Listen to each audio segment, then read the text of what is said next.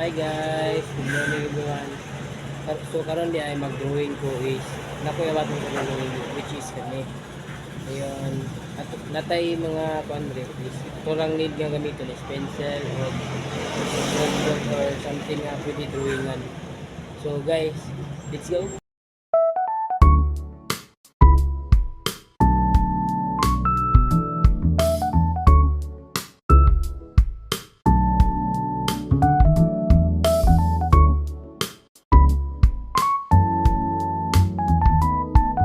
Hi guys, manatag drawing is ato lang i-try atong best nga maawat siya.